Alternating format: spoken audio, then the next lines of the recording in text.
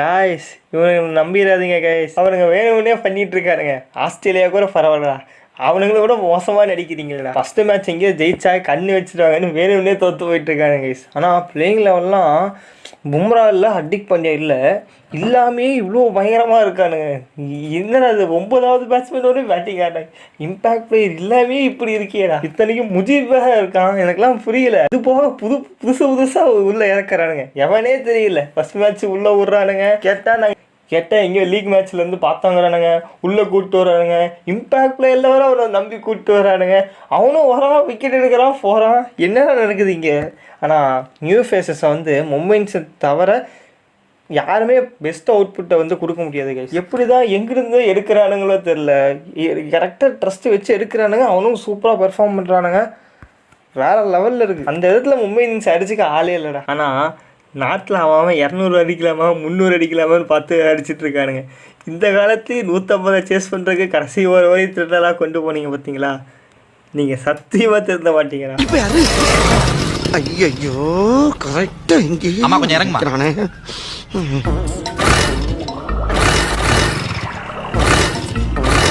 ஐயோ ஓட்ட வண்டியை வச்சுக்கிட்டு என்ன சேட்டை பண்ணுறாங்க சார்? இப்படியே மசமசம் நின்றுக்குண்டா அப்படி சார்? மனுஷனுக்கு எவ்வளோ வேலை இருக்குது, ஏதாச்சும் ஒரு முடிவுக்கு வாங்க சார். 150 அடிக்கு எதுக்குறா எவ்வளோ நேரம்? அதான் ஸ்டார்டிங்லாம் 5 ஓவரில் முடியுமா, இல்லை அதுக்கு முன்னாடியே முடிஞ்சதுமா அப்படிங்கிற மாதிரி இருந்தது. சம்பந்தமே இல்லாமல் ப்ரெஷர் பண்ணி விக்கெட்டை விட்டு, புரியல எனக்கு. பால் பை பால் ரன் இருக்குது, தேய்ச்சிட்டே போயிருக்கலாமே. அதான் ஸ்பின்னர் போட்டால் ஹெல்ப் ஆகுதுன்னு தெரிஞ்சிச்சு. அதுக்கு மேலேயும் நீங்கள் என்ன ஏண்டா 2-3 விக்கெட்டு உழுவுது, அடிக்க போய் அவுட் ஆகி அதுக்கப்புறம் பொறுமையாக இருக்க மாட்டியா? அரிச்சு தான் ஆகணுமா? ஏன் இப்போ கடைசி ஒரு பதத்த நிலையிலே வச்சுருக்காங்க. மும்பை இந்தியன்ஸே வேணாம், இப்போ ஜெயிச்சுக்கோங்கடா, எங்களுக்கு வேணாண்டா ஃபஸ்ட் மேட்ச் அப்படின்னு கொடுத்தா கூட இவனுக்கு ஒத்துக்க மாட்டேங்கிறானுங்க. அப்போல்லாம் முடியாது, எங்களுக்கு த்ரில்லர் மேட்ச் தான் வேணும்னு அடம்பிடிச்சு கூப்பிட்டு போகிறாங்க. அதுவும் தோனி கையால் தான் முடிக்கணுமா, அது வேறு. இவனுக்கு தெரிஞ்சு பண்ணுறானுங்களா தெரியாமல் பண்ணுறானுங்களா, இல்லை இதுவும் ஒரு பிளானா? ஒன்றும் புரியுது. இன்னும் ஒரு 10 ரன் அடிச்சிருந்தா கடைசி பாலுக்கு 10 ரன் 2 ரன் அடிச்சிருந்தா கூட கடைசி பால் வரைக்கும் கொண்டு போயிருப்பானுங்க போல. அதில் வேறு ரச்சின் ரவீந்திர ஸ்ட்ரைக் வந்தான். வேற ஏதாவது வந்திருந்தாங்கன்னா அதான். அவன் ஒருத்தன் நின்றுட்டு இருந்தான் ஓரத்தில், அவனுக்கு பிளான் சொல்லல போல, அவன் தெரியாமல் அவன் அடிச்சுட்டான் 6. எனக்கு தெரிஞ்சு கன்ஃபார்ம் போய் திட்டு வரும்.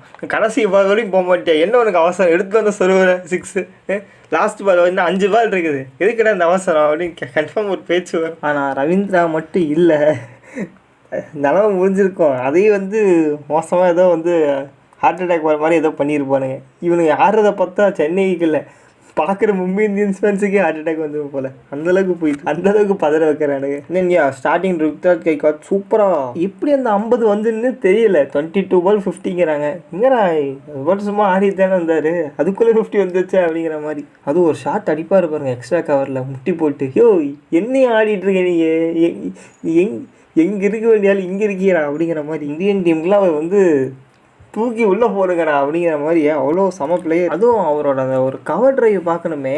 இந்த சுக்மன் கில் வந்து கொஞ்சம் வந்து நல்லா பேட் எடுத்துகிட்டு போவார், இவர் அது கூட பண்ண மாட்டார். லைட்டாக இப்படி இந்த பக்கம் போகணும் அப்படின்னு பார்த்தீங்கன்னா வந்து எந்த பக்கமாக போகணும் அப்படின்னு பார்த்தீங்கன்னா வந்து அந்த பக்கமாக அப்படின்னு பேட்டில் அப்படியே அழகாக டேரெக்ஷன் காமிப்பார். அது போய்ட்டு 4 போங்க. ஷார்ட்ஸ் எல்லாம் வந்து கண்ணிலே நிற்கிது. அப்படி அடித்து கஷ்டப்பட்டு கொண்டு போனான் பவர் பிளேயில். கடைசியில் எங்கே கொண்டு வந்து நிறுத்திருக்கானுங்க. கடைசி ஒரு கோரி வந்துட்டு இப்போ முடிப்பானுங்க பார்த்தா முடிக்க மாட்டாங்க. அந்த பக்கம் சூரியகுமார் யாதவும் பார்த்தீங்கன்னா வந்து பிடிச்சிட்டார். ஸ்பின்னர்ஸுக்கு வந்து ஒரு மாதிரி நல்லா ஹெல்ப் இருக்குது அப்படின்னு சொல்லி ஸ்பின்னர்ஸ் வச்சு இது பண்ணார். அச்சில் இருந்தனால தப்பிச்சோம், இல்லைன்னா முடிஞ்சிருக்கும். நான் மும்பையை வந்து தப்பு சொல்ல மாட்டேன், அவர் கரெக்டாக தான் ஸ்டாட்டிக்ஸில் வந்து ஸ்பின்னர்ஸுக்கு இதாச்சு, கரெக்டாக ஸ்பின்னர்ஸ் வச்சு போட்டாங்க. இவனுக்கு கேட்க போகுது புத்தி, ஏன்னா ஒரு சிங்கிள் கூட அவங்களாம் எடுக்க முடியாது. பால் பை பால் இருந்ததா எங்கே? அதுக்கு எதுக்கு இவ்வளோ கஷ்டப்பட்டு டாட் பால்லாம் ஆடிட்டு இருக்கீங்க? மும்பை இந்தியன்ஸில் வழக்கம் போல் வந்து அவங்க எங்களுக்கு பேட்டிங்லாம் ஆட தெரியாதுங்க, நாங்கள் சும்மா வந்தோங்க அப்படிங்கிற மாதிரி அவங்களோட பர்ஃபார்மன்ஸு ஃபஸ்ட் இன்னிங்ஸில். சூரியகுமார் யாதவ் அங்கேருந்து பேக் எடுத்தார். சிஎஸ்கே ஸ்பின்னர்ஸ் கரெக்டாக வந்து கண்ட்ரோல் பண்ணிட்டாங்க.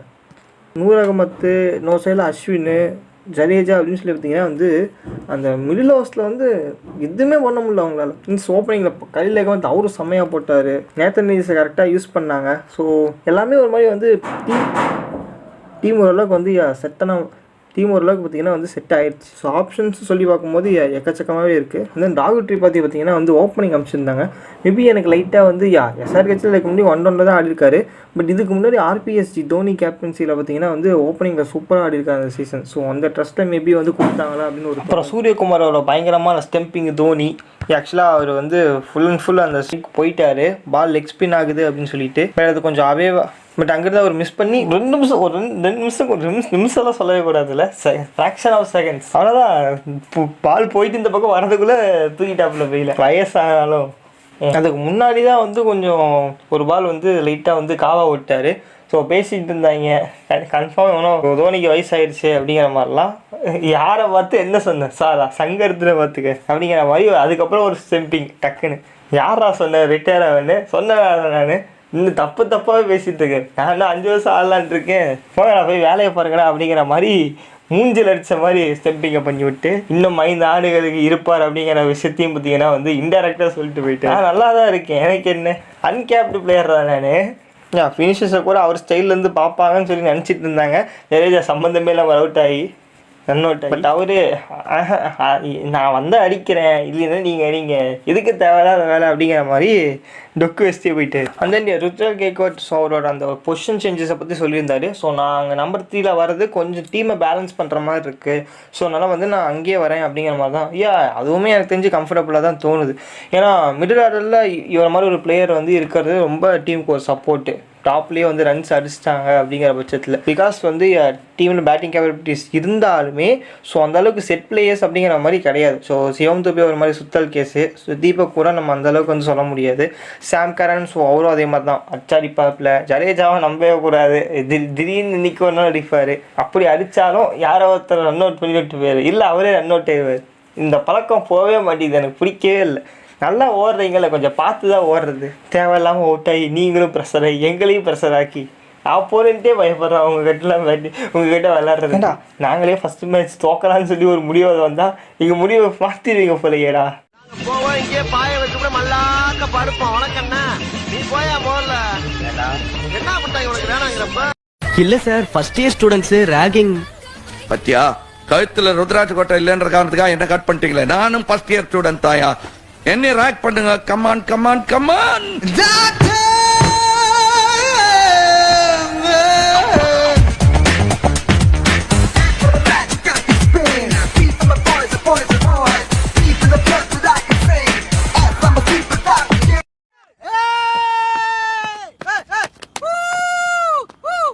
என்னடா ஆச்சு அவருக்கு? தம்பி பரவாயில்ல பாஸ். தம்பி பார்த்தேன். ஐயா